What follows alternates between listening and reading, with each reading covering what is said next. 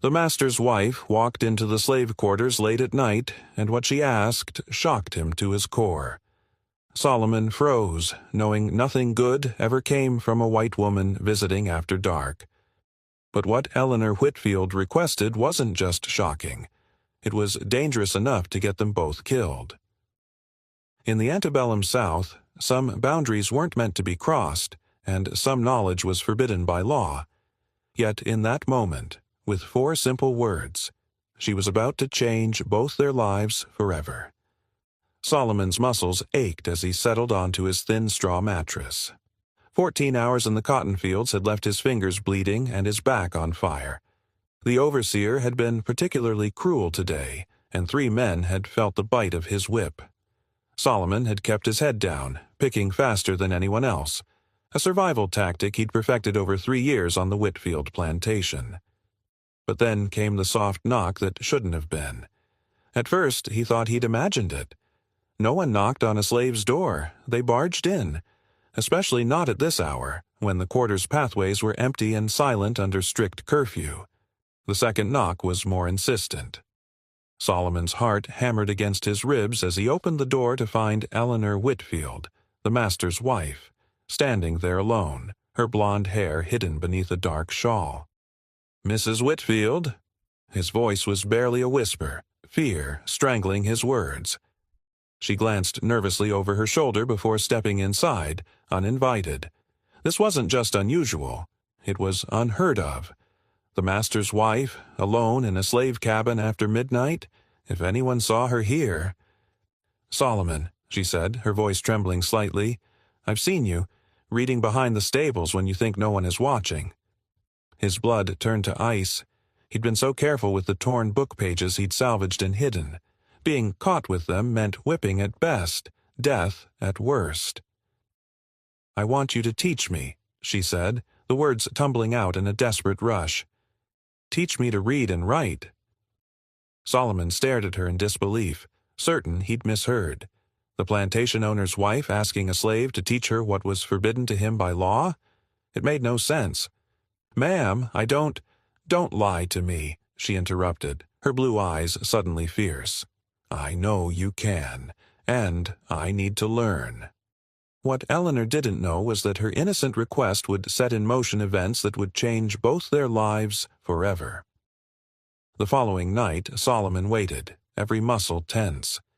He'd convinced himself she wouldn't return, that Eleanor's request had been a momentary madness, or worse, a trap. But precisely at midnight she appeared again, this time with a small bundle tucked beneath her shawl. "I brought these," she whispered, unwrapping a slate, chalk, and a thin primer hidden inside a needlework bag. "We can begin tonight." Solomon's hands trembled as he took the slate. "Mrs. Whitfield, do you understand what you're asking?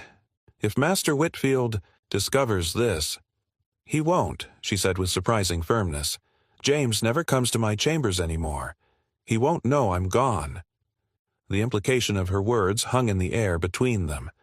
Solomon studied her face in the dim light of the single candle she'd brought.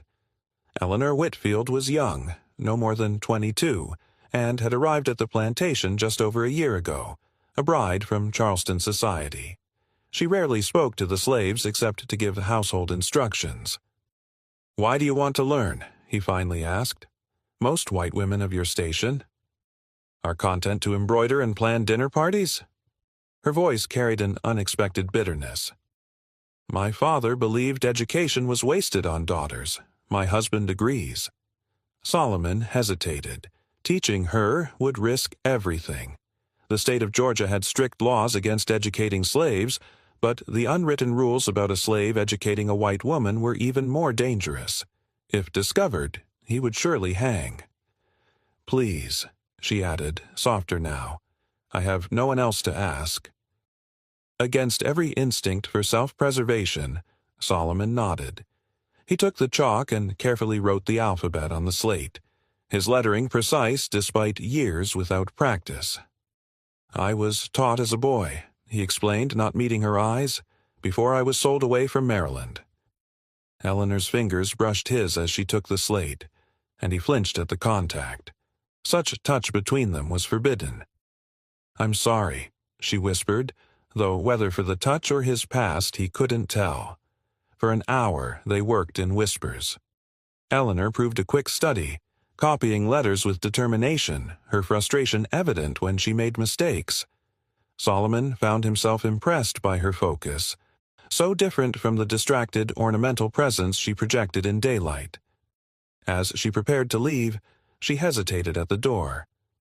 "Why do you risk keeping your reading secret, Solomon? What makes it worth such danger?" The question caught him off guard. No white person had ever asked about his inner life, his motivations. "Words are freedom," he answered simply, "even if only in my mind." Something shifted in her expression, recognition perhaps, or the first crack in the wall between their worlds. But as their forbidden lessons continued, someone else on the plantation was beginning to notice the master's wife's strange behavior. 3 weeks passed, and their midnight lessons fell into a careful rhythm. Eleanor proved to be a dedicated student, practicing her letters during the day by tracing them with her finger beneath the tablecloth at dinner or in the dust of her bedroom window when alone. She kept a small scrap of paper hidden in her sewing basket where she would practice forming words when the house was quiet and servants were occupied elsewhere. Solomon found himself increasingly impressed by her quick mind. She had already mastered the alphabet and was forming simple words, her determination evident in the way she repeated difficult combinations until she got them right. There was something almost childlike in her enthusiasm when she correctly spelled a new word, though she was careful never to raise her voice above a whisper. "You're learning faster than I did," he admitted one night as she correctly read a full sentence he'd written on the slate. A rare smile brightened her face. "I have a good teacher." The compliment hung awkwardly between them.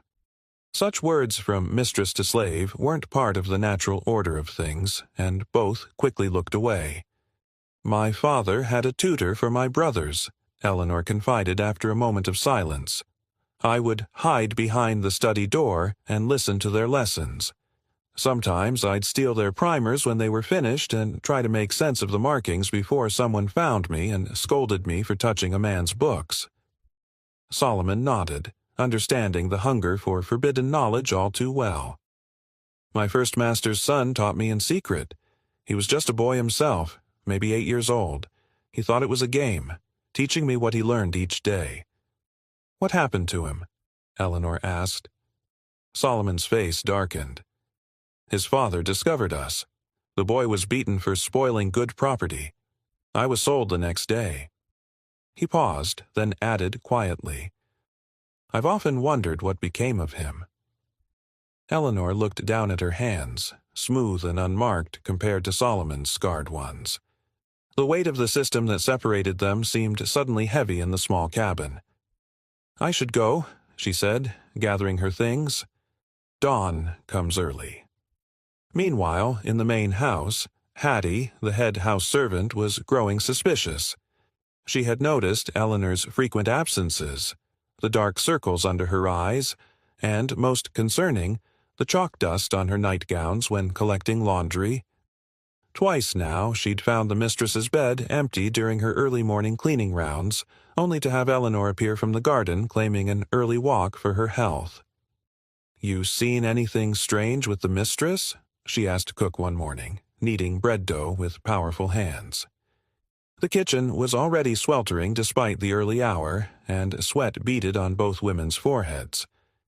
Cook glanced over her shoulder before responding, checking that young Lily, the scullery maid, was out of earshot. "She ain't been eating much. Master asked me if my cooking's gone bad." "She's sneaking out at night," Hattie said flatly, "and I aim to find out where to." "Don't you go poking into white folks' business," Cook warned, her voice dropping to a whisper. "That's how Jeremiah ended up sold down to Louisiana last year. Asked too many questions about the master's accounts." "This is different," Hattie insisted, punching the dough harder than necessary. "The mistress is up to something, and it ain't right. What if she's meeting someone? What if there's another man?" Cook's eyes widened at the implication. "Lord, have mercy. You think she'd risk that?" "I don't know." What to think? But if there's scandal brewing, it'll be us who pays the price when Master's rage comes down. Always does. But Hattie's loyalty was to Master Whitfield. As the daughter of his childhood nurse, she'd been raised alongside him in the big house. Her position depended on his favor, and she intended to keep it. More than that, she harbored a deep resentment toward Eleanor, who had swept in from Charleston with her fine manners and delicate ways, treating the plantation like a temporary inconvenience rather than the generational legacy it was. That woman never did belong here, Hattie muttered. Doesn't understand our ways. That same evening, Master James Whitfield returned early from a 3-day business trip to Savannah. His mood was foul as he slammed into the house, demanding dinner and brandy. The cotton prices were falling, and 2 of his business associates had hinted that war with the North was becoming inevitable. Such talk made his investments seem suddenly precarious. "Where's my wife?" he barked at Hattie, who was setting the dining table with the good china, unaware of his early return. "I believe she's resting, sir. She's been tired lately." Hattie carefully placed the silver fork in its proper position, not meeting his eyes. Something in Hattie's tone made Whitfield look up sharply. "What do you mean by that?" Hattie hesitated, weighing her words carefully. She had served the Whitfield family her entire life and knew when to speak and when to remain silent. But the mistress's behavior threatened the order of things, and order was what kept them all safe. Just that the mistress hasn't been herself, taking walks at odd hours, not sleeping well. She paused, then added, "Sometimes her bed hasn't been slept in at all come morning." Whitfield's eyes narrowed and a flush crept up his neck above his collar. "And why haven't you mentioned this before?" "It wasn't my place, sir."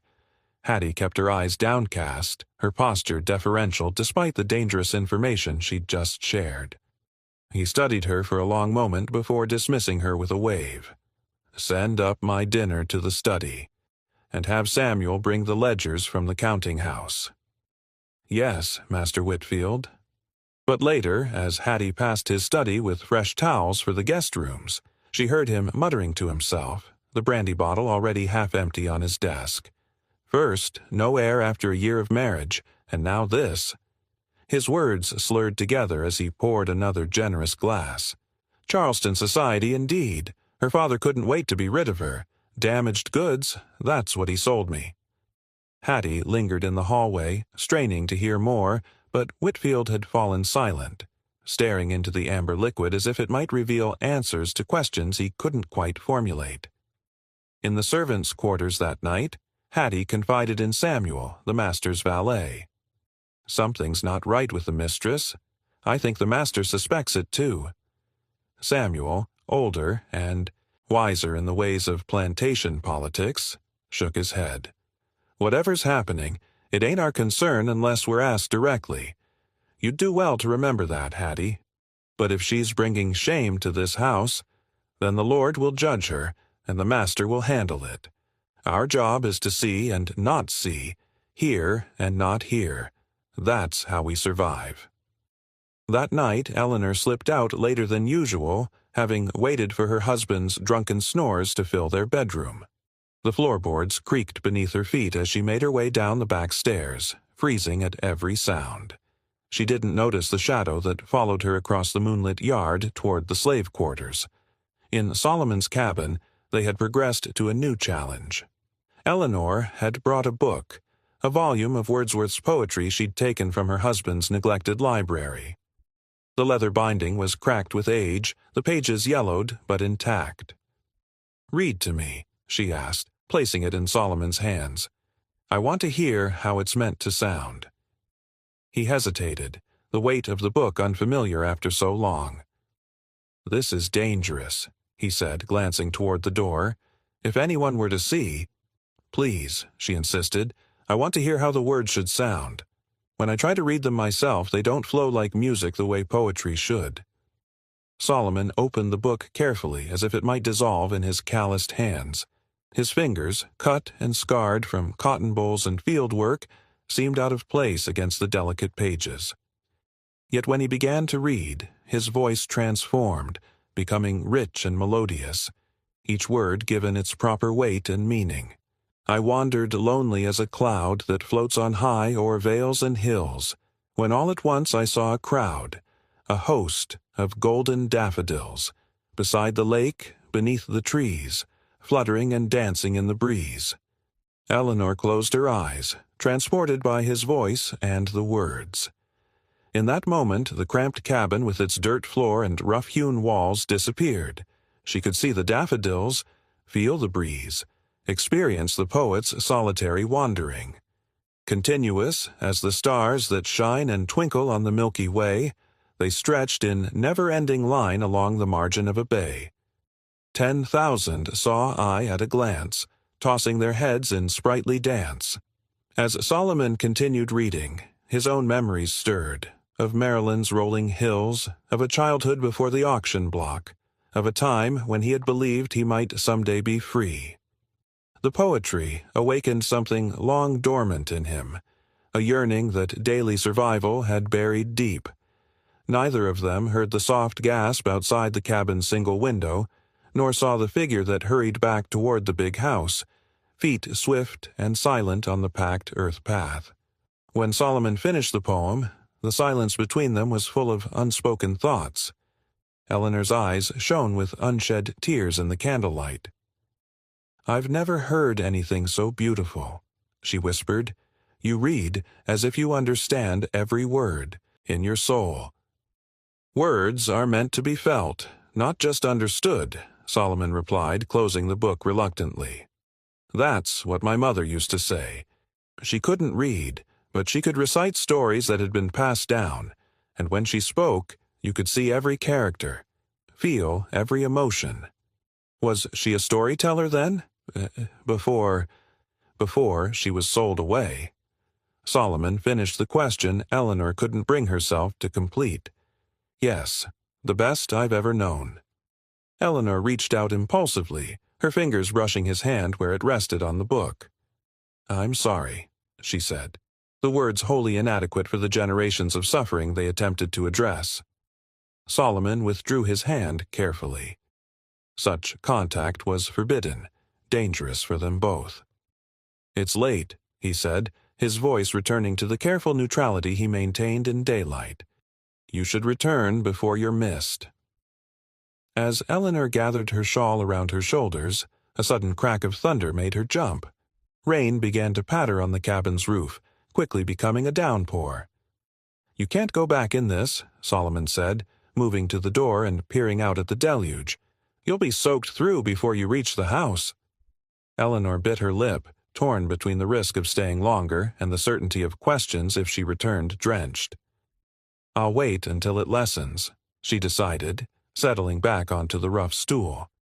Neither could have known that the storm would trap them together until nearly dawn, or that Hattie had already reached the big house with her disturbing news, or that James Whitfield, fueled by brandy and suspicion, was working himself into a dangerous rage that would change all their lives by morning.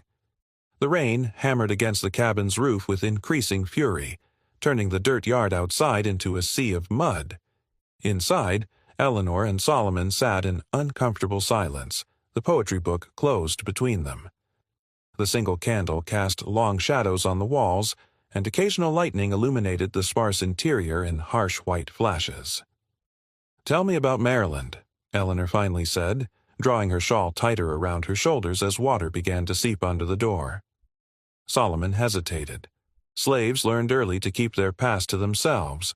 Memories were private treasures that couldn't be taken away, but sharing them made you vulnerable. To speak of before was to acknowledge loss, to give shape to the ghosts that haunted quiet moments. "It was greener," he said at last, "not as hot. The plantation I was born on grew tobacco, not cotton." He paused, deciding how much to reveal. "My mother worked in the big house. That's how she learned the stories she told us, from overhearing the master's family read to each other." "Us?" Eleanor asked softly. "I had 2 sisters and a brother." His voice remained steady, but his hands tightened on the edge of the small table. "All sold to different places. My brother Elijah was only 6. Eleanor looked away, unable to meet his eyes. She had never considered the families torn apart by the system that supported her comfortable life. It was easier not to think about it, to accept the world as her husband and father explained it, that slaves were happier under white protection, incapable of the finer emotions that characterized civilized people. But Solomon's quiet dignity and obvious pain made such comfortable lies impossible to maintain. "I never wanted this," she whispered, more to herself than to him. "When I married James, I thought we would live in Charleston. I never imagined—" She trailed off, aware of how selfish her complaints must sound to a man who had lost everything. "Few of us end up where we imagine," Solomon replied, his voice neither accusatory nor comforting. Another crack of thunder shook the cabin, and the rain, if possible, intensified. Eleanor glanced anxiously toward the window. "It won't let up for hours," Solomon said, following her gaze. "These summer storms sometimes last until dawn." The implication hung between them. She couldn't return to the house until the rain stopped, but staying in a slave's cabin until morning was unthinkable. If discovered, the consequences would be severe for them both. "Perhaps I could teach you something," Eleanor offered, reaching for the slate. "To pass the time." Solomon raised an eyebrow. "What could you teach me?" "French," she said, writing a simple phrase on the slate. "All proper Charleston ladies learn it, though I was never very good. My governess despaired of my accent."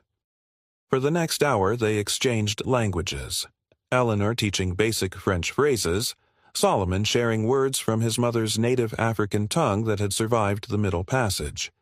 The awkwardness between them gradually eased as they focused on the strange sounds and unfamiliar syllables.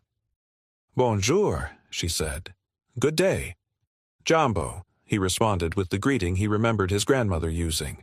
"Au revoir," she continued. "Goodbye."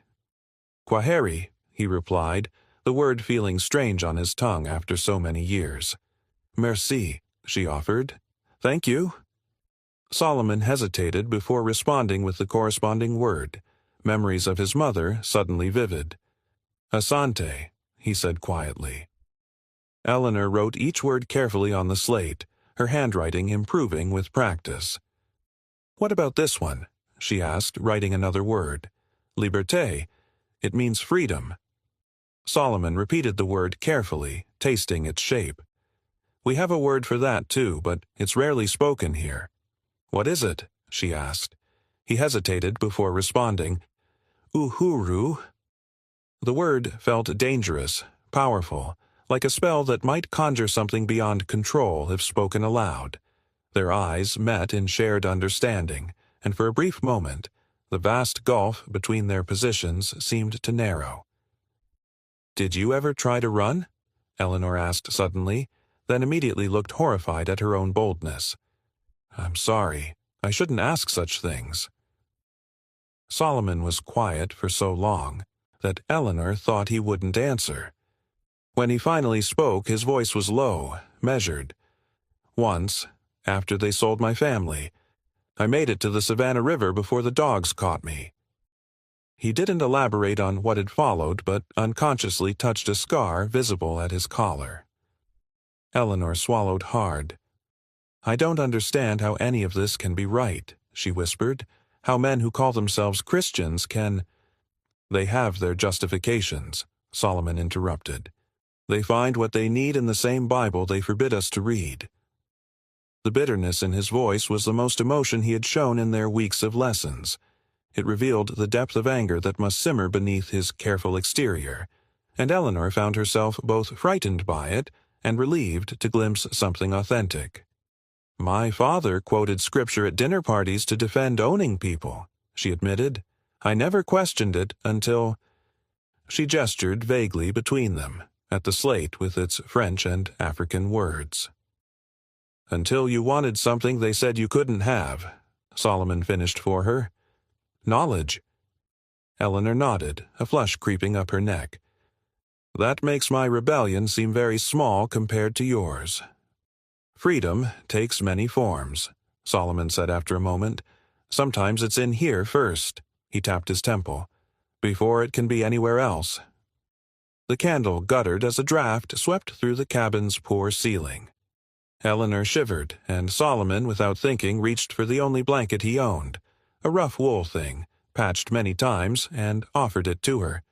"I couldn't," she protested, but her arms were covered in goose flesh. "Please," he said, "it's clean." The unspoken acknowledgment of her likely prejudices hung between them as she hesitantly accepted the blanket and wrapped it around her shoulders. "Thank you," she said, meeting his eyes directly. Meanwhile, in the big house, James Whitfield paced his study, the empty brandy bottle discarded on his desk. Hattie's insinuations had festered in his mind, growing more monstrous with each passing hour. The storm matched his mood, dark and violent.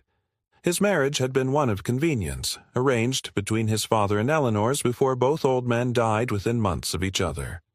Eleanor brought social connections to an old plantation family whose wealth had begun to decline. He offered financial security to a woman whose family name outshone their dwindling fortunes. He had expected gratitude, deference, and an heir within the first year. Instead, Eleanor remained distant, seemingly indifferent to his attentions and increasingly withdrawn from the social obligations of a plantation mistress. Now, with Hattie's revelations, his wounded pride transformed into something uglier. "Where is she?" he demanded when Hattie appeared with fresh candles, the existing ones having burned low. "I haven't seen her, sir," Hattie replied, her eyes downcast. "I checked her room, but—" "But what?" he snapped. "She wasn't there, sir." Hattie set the candles down carefully. "And in this rain." Whitfield slammed his fist on the desk, making Hattie jump. "Find Samuel. Tell him to bring lanterns. We're going to search the grounds." "In this storm, sir. Perhaps the mistress is just in another part of the house." "Do as I say," he roared, his face contorted with rage and suspicion. Hattie hurried away, a mixture of satisfaction and apprehension churning in her stomach. She had wanted to expose Eleanor's strange behavior, but the master's fury was more intense than she had anticipated. Whatever happened next, she had set it in motion. As she hurried toward the servants' quarters to find Samuel, Hattie wondered briefly if she had made a terrible mistake. The master's rage would find a target, and in her experience, that rage rarely limited itself to just one victim. "Samuel," she called, knocking urgently on his door. "Master needs you. Bring lanterns." The valet appeared, still dressed despite the late hour. Samuel never fully relaxed, always ready to attend to the master's needs. "What's happened?" he asked, reaching for his coat. "The mistress is missing," Hattie explained, lowering her voice, though no one else was nearby. "And the master is in a state." Samuel's expression darkened. "You told him your suspicions." It wasn't a question, and Hattie felt a flash of defensiveness. "It's my duty to report such things." "Your duty," Samuel repeated, his tone making the words sound like something else entirely. He had served the Whitfield family for 30 years and had seen how quickly situations like this could turn deadly. "Get Josiah to wake the stable boys. The master will want men to search." As Samuel gathered lanterns and Hattie hurried to the overseer's cottage, the storm continued its assault on the plantation. Lightning split the sky in jagged bursts, illuminating the rows of slave cabins, the cotton fields beyond, and the big house standing like a pale ghost on the hill above it all. Back in the cabin, Eleanor had dozed off, her head resting on her arms at the small table.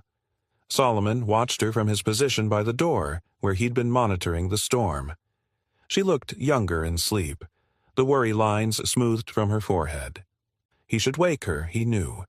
Each minute she remained increased their danger, but the rain still pounded mercilessly, and there was something peaceful in this strange moment out of time, where they were just two people sharing shelter from a storm, not mistress and slave. His gaze fell on her hands, delicate and unmarked by labor, one still curled around the chalk they had used for their lessons. In another life, he might have been a teacher, sharing knowledge freely instead of in stolen midnight hours. In another life, she might have been a student without fear or shame in her desire to learn. Solomon allowed himself a moment to imagine that other life, one where the color of his skin didn't determine his worth, where the knowledge in his mind was valued more than the strength in his back. It was a dangerous thought, the kind that had driven men to rebellion or madness when the contrast with reality became too sharp. A sudden shout outside cut through the drumming of the rain, followed by the unmistakable glow of approaching lanterns. Solomon's heart froze. "Eleanor," he said urgently, abandoning all propriety as he shook her shoulder. "Wake up, they're coming." She blinked awake, confusion giving way to alarm as she registered the panic in his voice and the lights moving toward the slave quarters. "James," she whispered, her face draining of color. Solomon quickly gathered the slate, chalk, and book, shoving them under his thin mattress. "You got caught in the storm while walking," he instructed rapidly. "You took shelter in the first building you found. You didn't know whose cabin it was." Eleanor nodded, smoothing her hair with trembling hands. "Solomon, if he thinks—" "Don't speak to me directly," he cut her off. "Remember your position. Remember mine." She flinched at his tone, but understood the necessity. They had momentarily inhabited a space outside the rigid structures of their society, but reality was rushing back with the approaching lanterns. "I'm sorry," she whispered, removing his blanket from her shoulders and folding it neatly on the table. The voices outside grew louder, accompanied by the splash of boots through mud and the barking of dogs. Solomon moved to the far corner of the cabin, putting as much distance between them as the small space allowed. Through the thin walls, they could hear the search party spreading out among the cabins. Orders were shouted, doors kicked open, the confused protests of awakened slaves cut short by sharp commands. "Check every damn one of them." Whitfield's voice carried through the storm, slurred but unmistakable. "And bring that dog closer." Eleanor stood, smoothing her dress with shaking hands. "I'll go out to them," she said. "I'll say I just arrived here, that I was lost in the storm." "No," Solomon said sharply. "That would look like guilt. Stay where you are." The door burst open with such force that it slammed against the wall. James Whitfield stood in the doorway, rain streaming from his hat brim, his face a mask of fury. Behind him, Samuel held a lantern high, its light revealing Eleanor seated at the table and Solomon standing stiffly in the corner. "James," Eleanor began, rising to her feet. "Thank goodness, I was caught in the storm and—" The back of Whitfield's hand connected with her cheek before she could finish, the force of the blow knocking her back against the table. Samuel looked away, his face impassive, but his grip on the lantern tightened until his knuckles showed white. "Master Whitfield," Solomon said, his voice carefully controlled despite the rage and fear coursing through him, "the mistress only—" "Silence," Whitfield roared, turning on him with such hatred that Solomon instinctively stepped back. "You dare speak to me? After what you've done?" "He's done nothing," Eleanor protested, one hand pressed to her reddening cheek. "I was walking and got caught in the rain. I took shelter here not knowing—" "Lies!" Whitfield grabbed her arm, fingers digging in brutally. "Hattie has been watching you, sneaking out at night for weeks, and now I find you here, with him." The emphasis he placed on the final word contained all the poisonous assumptions of Southern society, that any contact between a white woman and a black man could only be interpreted one way, regardless of reality. "Samuel," Whitfield ordered, not taking his eyes off Solomon. "Get Josiah, and bring rope." "No," Eleanor cried, struggling against her husband's grip. "James, you don't understand. He was teaching me to read, that's all." The moment the words left her mouth, she realized her mistake. The color drained from Solomon's face. Whitfield went very still. "Teaching you to read," he repeated, his voice suddenly quiet and all the more terrifying for it. "A slave. Teaching my wife." The law against educating slaves existed because literacy was power. power that threatened the entire foundation of the South's economy and social order. But a slave, presuming to educate a white woman, inverted the natural hierarchy in a way that struck at the very heart of white male authority. Outside, the rain had slackened somewhat, and more lanterns appeared as additional men arrived. Josiah, the overseer, pushed his way into the already crowded cabin, his hand resting on the whip coiled at his belt. "What's happened, sir?" he asked, taking in the scene with practiced eyes. "This slave," Whitfield said, his voice shaking with rage, "has been meeting with my wife in secret, teaching her to read." Josiah's expression shifted from confusion to a cold understanding. "I see," he said, his gaze settling on Solomon with calculated menace. "That's a serious offense." "Get her back to the house," Whitfield ordered Samuel, shoving Eleanor toward the door. "Lock her in her room. James, please," Eleanor begged, looking back at Solomon with desperate eyes. "It was my idea. I asked him to teach me. Punish me, not him." "Oh, I will deal with you later," Whitfield promised, his voice cold with controlled rage. "But first, I'm going to make an example of this uppity nigger who thinks he can corrupt my wife." As Samuel led Eleanor away, her protests fading into the storm, Solomon stood perfectly still, his mind racing. He had always known this moment might come. Every slave lived with the possibility of sudden, arbitrary violence. But, facing it now, he felt a strange calm descend. He had taught Eleanor to read. He had shared poetry and language and ideas. For a few precious weeks he had been recognized as a man of intelligence and worth. They could take his life for it, but they couldn't take that achievement away. "Search the cabin," Whitfield commanded, and Josiah began tearing through Solomon's few possessions, upending the small table, ripping the thin mattress from its frame. "Here," Josiah said triumphantly, pulling out the slate and book of poetry. "Evidence enough." Whitfield snatched the book, his face darkening further as he recognized it from his own library. "My property," he hissed. "You stole this." "I did not steal it," Solomon said, knowing his denial was pointless but unable to let the accusation stand. "Mrs. Whitfield brought it." The blow came without warning, Whitfield's walking stick connecting with Solomon's ribs with enough force to drive the air from his lungs. He doubled over, fighting to breathe. "You will address her as Mistress Whitfield, or ma'am," Whitfield snarled. "You have forgotten your place, boy, but we're going to remind you of it." Two of the stable hands entered at Josiah's gesture. "Take him to the post," the overseer ordered. "Everyone's to witness. Wake the whole quarter if necessary." Solomon straightened as much as his throbbing ribs allowed. He knew what was coming. The whipping post stood in the center of the slave quarters, a grim reminder of the price of disobedience. He had witnessed punishments there, but had thus far avoided them himself through caution and the protection of his value as a skilled field hand. That protection was gone now. Teaching a white woman to read was no minor infraction to be punished with reduced rations or extra work. It was a fundamental challenge to the order of things, one that would be met with the full force of plantation justice. As they dragged him from the cabin into the easing rain, Solomon caught glimpses of faces in doorways and windows, his fellow slaves watching with a mixture of horror, pity, and the guilty relief that it was not them this time. Some quickly closed their doors, unwilling to witness what was to come. Others, he knew, would be forced to watch as a warning. Through the confusion and growing pain, one thought sustained him. Eleanor knew how to read now, at least the basics.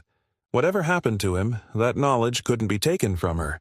It was a small victory, perhaps meaningless in the larger scheme of things, but in that moment, as they tied him to the post and tore his shirt from his back, it was enough. Back at the big house, Eleanor fought against Samuel's firm but gentle guidance. "You have to stop them," she pleaded. "This is my fault. Tell Master Whitfield it was my doing." "He knows that, ma'am," Samuel replied quietly, leading her up the back stairs to avoid waking the rest of the household. But it doesn't matter. Solomon broke the most important rule. He forgot his place. His place? Eleanor repeated, her voice rising. Is his place to remain ignorant, to pretend he doesn't have a mind, a soul? Samuel stopped, fixing her with a gaze that made her shrink back.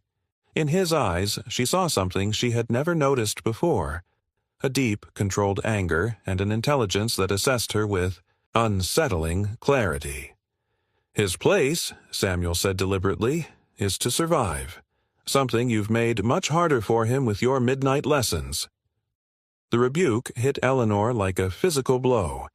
In her quest for knowledge, in her rebellion against the constraints of her own life, she had put Solomon at risk without fully considering the consequences. "What will they do to him?" she whispered. Samuel's expression softened slightly at the genuine fear in her voice.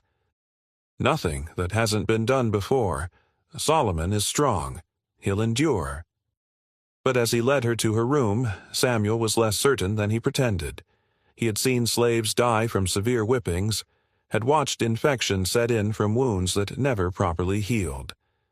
And Master Whitfield's rage tonight was beyond anything he'd witnessed before. In her room, Eleanor paced like a caged animal, flinching at every sound from outside. Through the window she could see lanterns gathered in the slave quarters, could hear the distant shouts though the words were indistinct. When the first crack of the whip reached her ears, she pressed her hands to her mouth to stifle a cry. Each subsequent lash seemed to tear through her own flesh, though she knew her pain was nothing compared to Solomon's. She had done this. Her selfish desire to learn, her rebellion against her husband's authority, her failure to consider the true risks, all of it had led to this moment. Outside, the storm had finally passed, leaving behind a heavy silence broken only by the rhythmic fall of the whip and the increasingly hoarse cries it tore from Solomon's throat. The gathered slaves watched in enforced silence, a tableau of subjugation illuminated by the harsh light of lanterns. Whitfield stood to one side, his face set in grim satisfaction as Josiah administered the punishment with professional detachment. Each stroke of the whip laid open Solomon's back a little more, blood running freely down to stain the mud beneath his feet. "Count them," Whitfield ordered the assembled slaves. "Let me hear you count." Reluctantly, fearfully, they obeyed, their voices a ragged chorus marking each lash. 10, 11, 12. Solomon no longer felt individual blows, just waves of agony washing over him. He had bitten through his lip to keep from screaming, the taste of blood filling his mouth. His vision blurred, narrowed, the world reduced to pain and the splintered wood of the post against his cheek. 20, 21. Through the haze of pain, Solomon's mind returned to the poem he had read to Eleanor. Strange that beauty should come to him now, in this moment of ugliness and brutality. But the words floated through his consciousness like a lifeline. For oft, when on my couch I lie in vacant or in pensive mood, they flash upon that inward eye which is the bliss of solitude. 29, 30. The counting stopped. Solomon hung from the ropes binding his wrists to the post, no longer able to support his own weight. Behind him, Josiah coiled his bloodied whip, awaiting further instructions. Whitfield stepped forward, grasping Solomon's hair to lift his face. "Let this be a lesson," he announced, his voice carrying across the silent yard. "This nigger thought himself above his station, thought he could teach a white woman. The law says I could hang him for it." A murmur of fear rippled through the watching slaves. "But I am merciful," Whitfield continued, releasing Solomon's head, which dropped limply. "Tomorrow he goes to the auction block in Savannah. Let someone else deal with his rebellious spirit. Anyone who speaks to him before then will join him." As the crowd dispersed, ordered back to their cabins by Josiah's assistants, Solomon hung suspended between consciousness and oblivion. The pain was enormous, all-encompassing, but beneath it lay something that surprised him, a sense of peace. They could sell him, beat him, even kill him, but they couldn't take away what he had accomplished. For a few precious weeks he had been a teacher again, had shared the power of words, had connected with another human being across the unbridgeable divide of race and status. And in the poetry book now clutched in Whitfield's hand, in the French words written on a slate, in Eleanor's mind where new knowledge had taken root, something of Solomon would remain. A small victory against a vast injustice, but a victory nonetheless. As the first light of dawn broke through the departing storm clouds, Solomon surrendered to unconsciousness, the final lines of Wordsworth's poem following him into the darkness. And then my heart with pleasure fills, and dances with the daffodils. Morning arrived with cruel brightness, the storm clouds having departed to leave behind a world washed clean. The plantation ground steamed in the early heat, puddles already beginning to shrink under the relentless southern sun. Birds sang as if nothing had happened, their cheerful notes a jarring counterpoint to the night's violence. In the slave quarters, an uneasy silence prevailed. No one spoke of what they had witnessed, but sideways glances and hushed movements betrayed their collective trauma. Solomon had been cut down from the whipping post before dawn and dragged to the tool shed, where he lay on the dirt floor, barely conscious. No one dared approach him, not with Whitfield's threat hanging over them. Except one. Old Ruth, the plantation's midwife and healer, had seen too much in her 70 years to fear much anymore. Death would come for her soon enough. What more could they do to her? She slipped into the shed as the sun climbed higher, carrying a small bundle of herbs and clean rags. "Lord, have mercy," she whispered, kneeling beside Solomon's prone form. His back was a mass of torn flesh, the white of bone visible in places where the whip had cut deepest. Flies already buzzed around the wounds. Solomon stirred at her touch, a low moan escaping his swollen lips. "Hush, now." Ruth soothed gently, cleaning his wounds with water she'd brought in a gourd. "Old Ruth's here." "Eleanor," he mumbled, delirious with pain and fever. "Teach. Read." "Hush about that," she admonished, glancing nervously at the door. "That talk's what got you here." She worked quickly, applying a poultice of herbs to the worst wounds and wrapping his torso with strips of clean cloth torn from her own petticoat. It wasn't enough. He needed proper medical attention, rest, clean bandages changed regularly. But Ruth knew he would receive none of these. Whitfield had already sent word to Savannah. The slave trader would arrive by noon. "You listen to me, Solomon," she whispered, leaning close to his ear. "You got to live through this. Whatever comes next, you got to survive. Your mama wouldn't want you giving up." At the mention of his mother, Solomon's eyes flickered open, focusing with effort on Ruth's weathered face. "How did you know my mother?" he rasped. Ruth smiled sadly. "I didn't. But every mother wants her child to live, to fight. Remember that." She pressed something into his palm, a small pouch on a leather cord. "My granny made this charm in Africa. It protected me all these years. Now it's yours." Before Solomon could respond, the shed door creaked open. Ruth stiffened, expecting Josiah or one of his men. Instead, Samuel stood in the doorway, his expression grim. "They're coming," he said simply. "Trader's early." Ruth nodded, gathering her remaining supplies. "He needs water," she told Samuel, "and something for the pain." Samuel hesitated, then reached into his pocket and produced a small flask. "Best I could do," he said, passing it to Ruth. "Make it quick." As Ruth helped Solomon drink the whiskey, Samuel kept watch at the door. "Master's still in a rage," he reported quietly. "Locked the mistress in her room. Been drinking since dawn." Solomon winced as the alcohol burned his split lip. "Eleanor," he managed. "Is she—" "Alive," Samuel confirmed.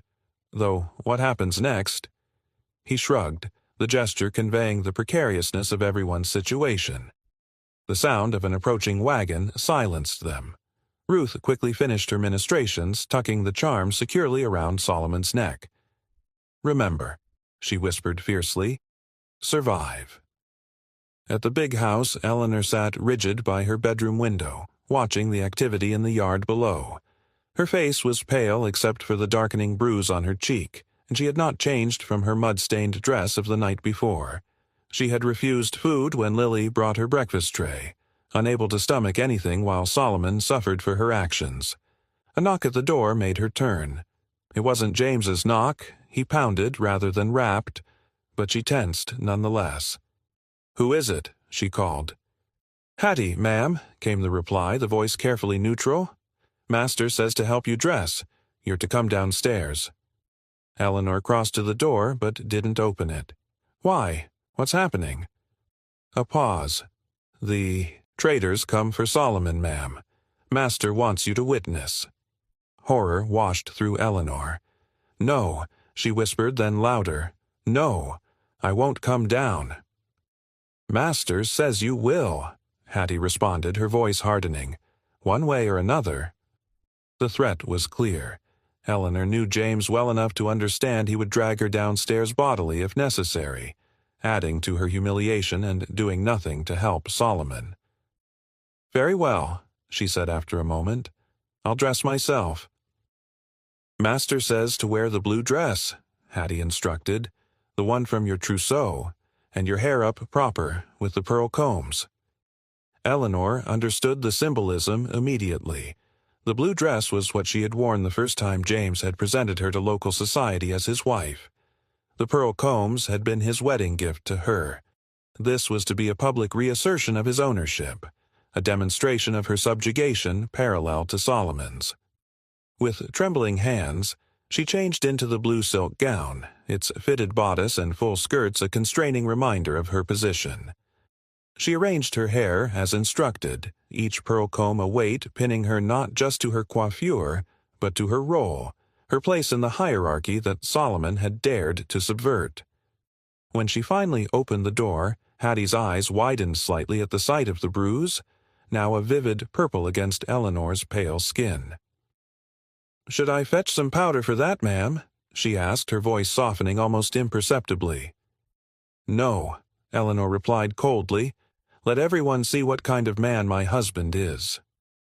Hattie's expression hardened again.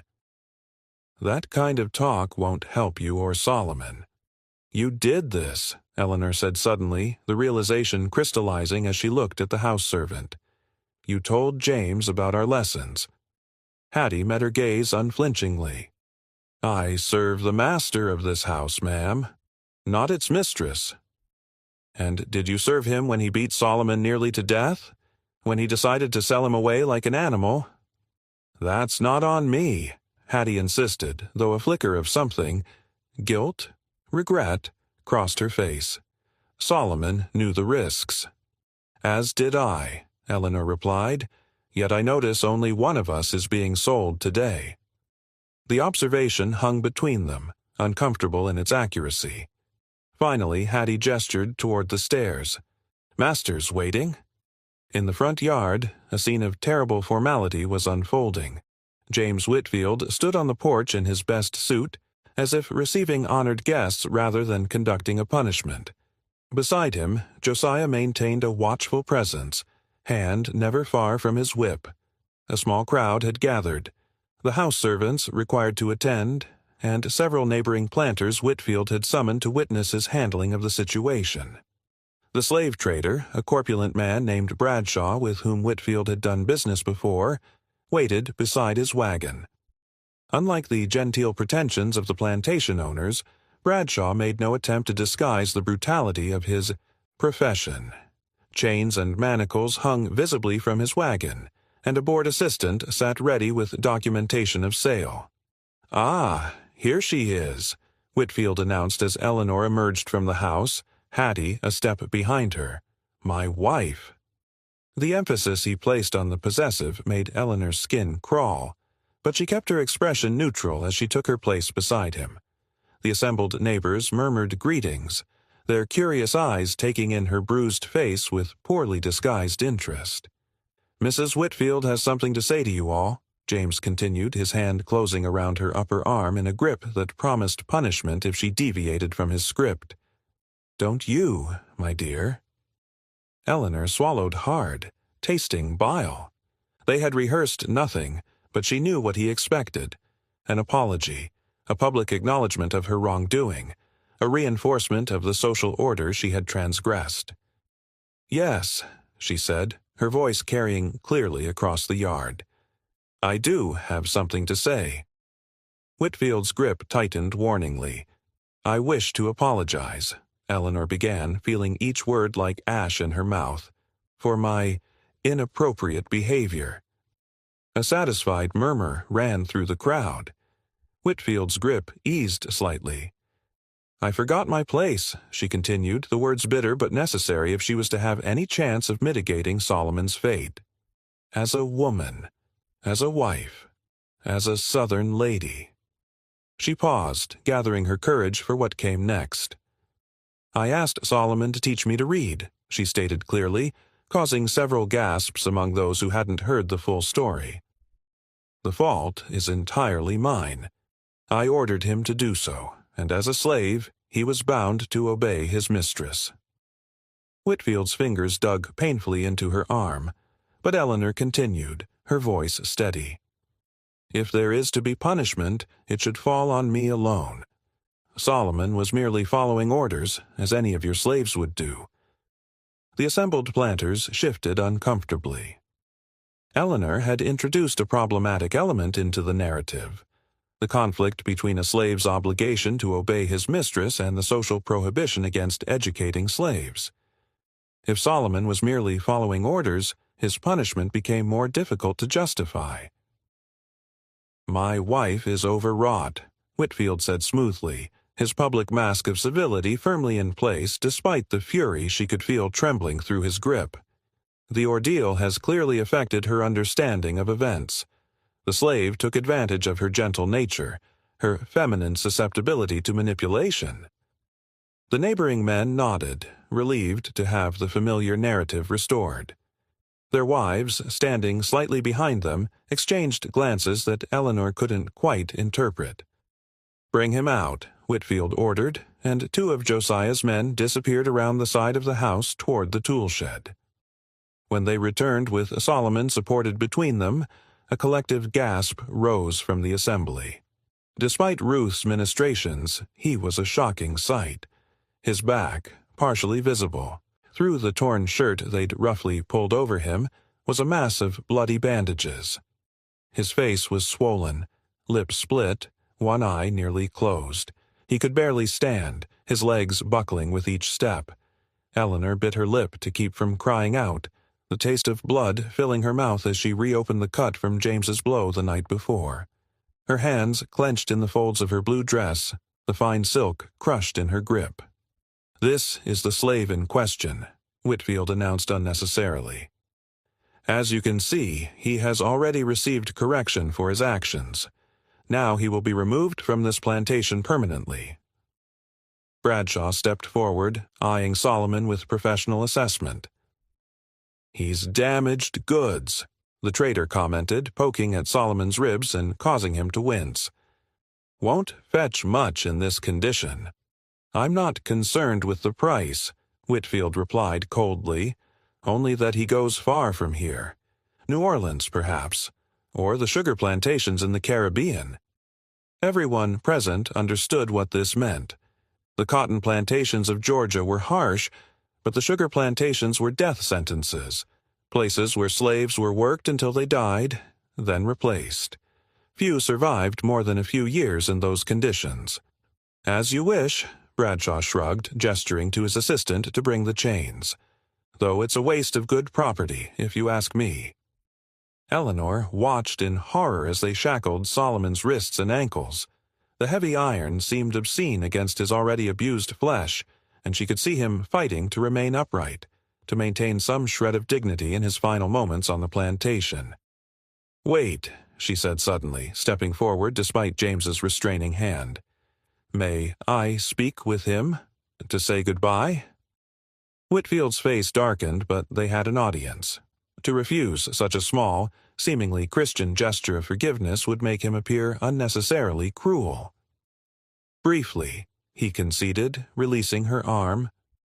Eleanor crossed the yard to where Solomon stood chained.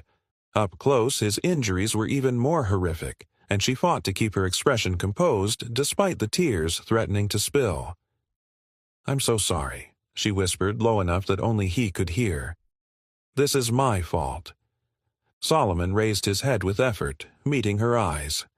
Despite everything, the pain, the humiliation, the bleak future awaiting him, there was still something unbroken in his gaze.